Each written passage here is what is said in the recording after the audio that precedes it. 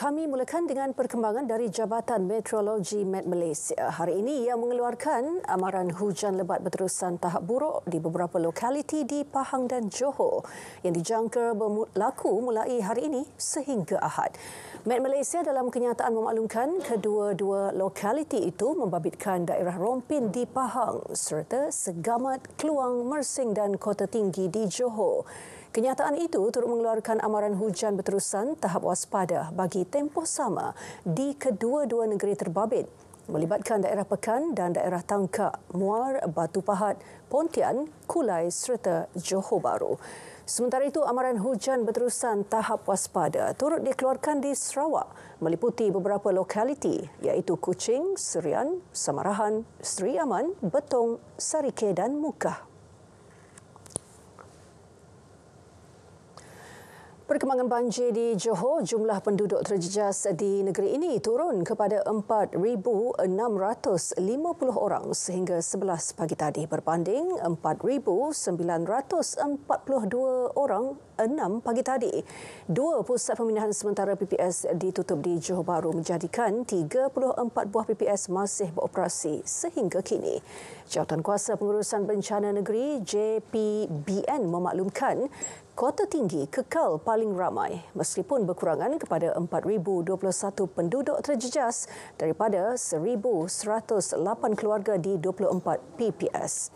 Diikuti Kluang kekal 350 penduduk di 3 PPS dan Segamat 95 orang juga di 3 PPS. Manakala Batu Pahat kekal sama 87 penduduk terjejas di 2 PPS. Johor Bahru turun kepada 80 orang berlindung di 1 PPS. Sementara Pontian kekal 17 orang juga 1 PPS.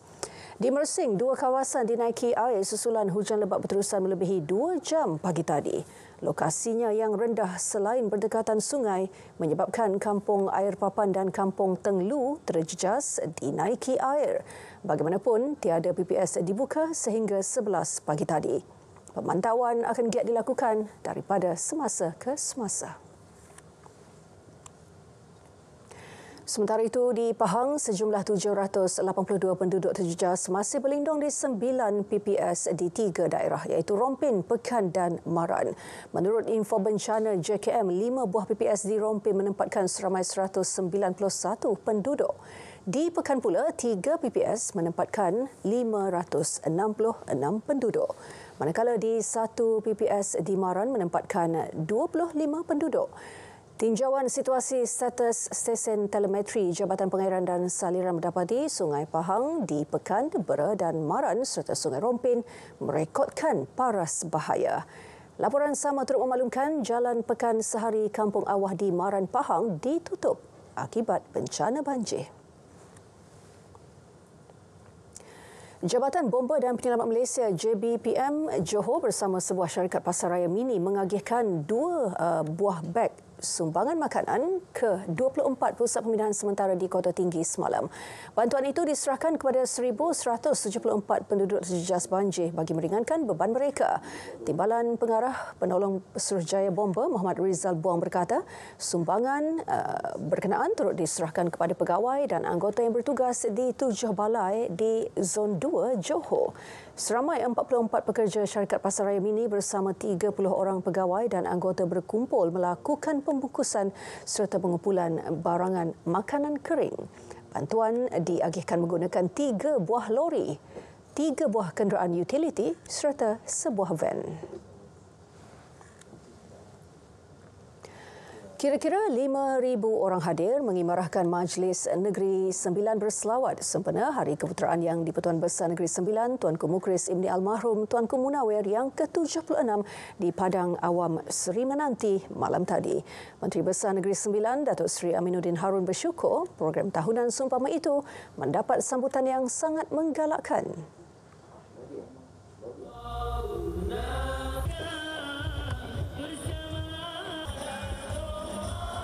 Pastinya mendapat perhatian yang utama daripada masyarakat. Jadi saya bersyukur hari ini kehadiran juga telah menunjukkan bilangan yang ramai dan kita rasa bersyukur kerana program-program keagamaan ini masih mendapat perhatian daripada masyarakat keseluruhannya. Majlis Negeri Sembilan berselawat dipimpin oleh kumpulan selawat Nur Ahli Badar dan Ahbabul Syam serta penceramah Dr. Syuhada Mahmud. Al-Raudah Al-Sharifah atau Taman Yang Mulia terletak dalam Masjid Nabawi menjadi antara lokasi impian untuk dijejaki seluruh pencinta Rasulullah yang berkunjung di kota Madinah.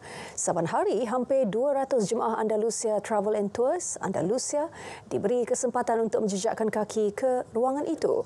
Rohani Othman, 61 tahun, antara jemaah program Umrah Asnaf Jelajah Kasih 5.0 anjuran Andalusia, antara yang berpeluang menjejakkan kaki ke ruangan di antara mimbar Nabi Muhammad dengan kawasan makam baginda itu. Ya Allah, Acik pandang masa tu, pandang makam Rasulullah tu, Acik punya air mata melidih. Saya cakap tak sangka boleh macam mana, boleh pijak dekat situ. Kan Raudah tu macam mana kan. Kita kat situ dia cakap cepat semayang apa semua. Mana dia, kita tak tahu, kita tak, yalah kita tegakkan dia. Ibu-ibu pandang ke kiblat, pandang ke kiblat, cepat semayang, cepat ni sementara beri. Kita ingat apa kan, beratur je kan. Cepat semayang ni, buat ni, memang terbaiklah dia punya cara dia kan. Dia beritahu doa ni. Hasrat untuk menjejakkan kaki ke Al-Raudah Al-Sharifah tentunya menjadi kenangan manis buat para jemaah program Umrah Asnaf Jelajah Kasih 5.0 Andalusia.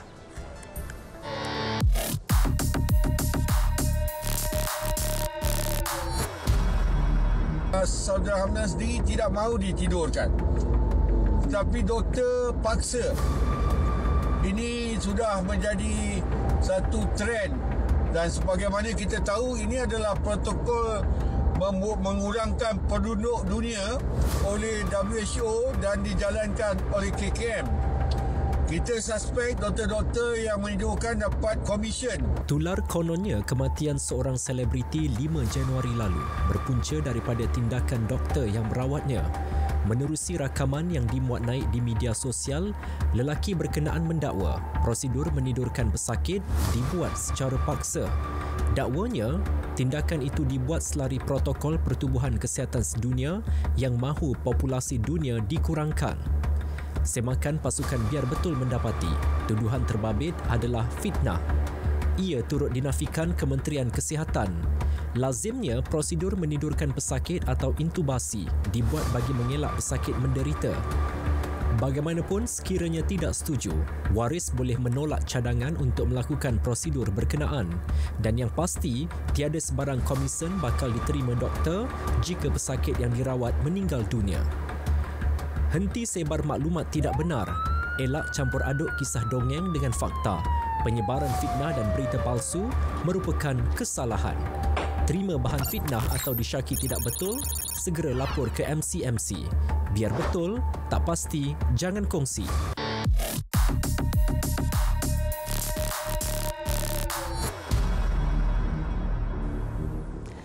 Johor menyambut baik inisiatif Kementerian Pengangkutan yang mengaktifkan laluan kontra arah keluar dari Malaysia ke Singapura melalui Kompleks Sultan Abu Bakar KSAB bermula minggu depan.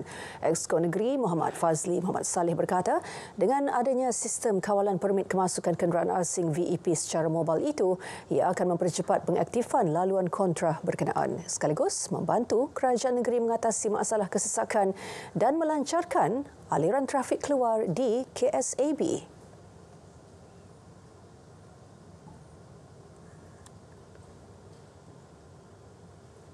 Menteri bagi komitmen untuk jangka masa pendek mengatasi masalah kesesakan di sini dengan adanya mobile camera VEP. Jadi 12 kaunter yang bertentangan boleh digunakan sebagai tambahan kepada kaunter sedia ada. Jadi harapan saya insya-Allah selepas ini dengan adanya tambahan 12 kaunter kontra yang boleh kita guna ketika waktu puncak, sekurang-kurangnya dapat melancarkan aliran trafik di second link ni. Jabatan Penerangan Malaysia Japan Melaka mengambil inisiatif menggerakkan komuniti madani dalam usaha merancangkan lagi pendaftaran sistem pangkalan data utama padu di negeri itu. Menurut pengarahnya Shahrom Ravin Daram Abdullah, ini termasuk menggunakan media sosial selain medium Info on Wheel IOW.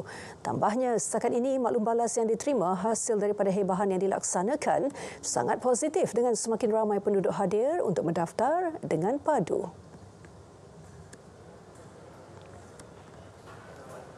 Menjadi seperti kita punya rakan strategik lah. Jadi kita juga mohon bantuan daripada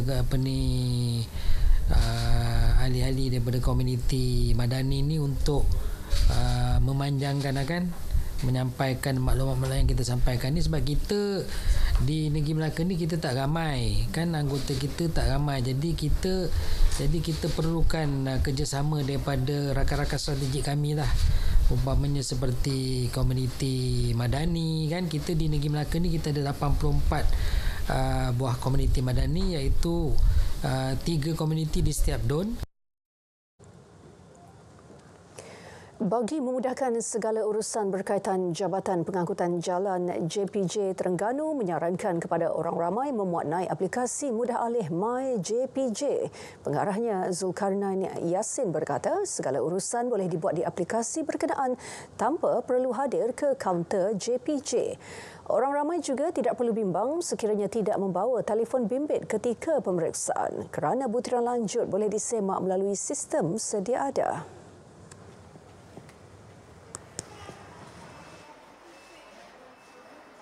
Okey, kita mengharapkan publik agar belajar menggunakan sistem ini, kerana on coming kita dah kata walau bagaimanapun kita kena terima teknologi yang sedang berlangsung lah, insyaAllah. Contoh yang berlaku pada saya sendiri, saya terlupa, pengarah JPJ terlupa juga, manusia terlupa juga renew lesen, walaupun lesen pun dah tamat pada tarikh lahir. Jadi bila sampai kat highway, saya berhenti di jalan, saya just renew saja melalui telefon saya, mudah saja, insyaAllah, walaupun hari tersebut hari cuti. So tak perlu masa tu berapa lama? Tak sampai 3 minit. Berhenti lebih, buka apps terus saya renew, tak sampai 3 minit.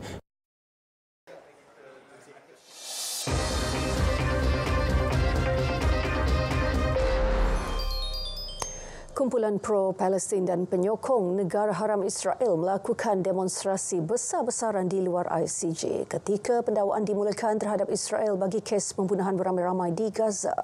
Mereka berarak ke pintu gerbang Istana Keamanan di The Hague ketika mahkamah sedang mendengar kes yang difailkan Afrika Selatan bagi menuntut penggantungan serta-merta kempen ketenteraan Israel di Gaza. Dalam pada itu, beratus-ratus penyokong Palestin menyaksikan prosiding kes itu menerusi skrin besar kurang 100 meter dari lokasi kumpulan penyokong Israel berhimpun. Mereka menyalakan suar asap berwarna merah dan hijau serta melaungkan slogan menuntut keadilan bagi penduduk Palestin. Sejak pagi, polis rusuhan Belanda memastikan kedua-dua kumpulan itu dipisahkan.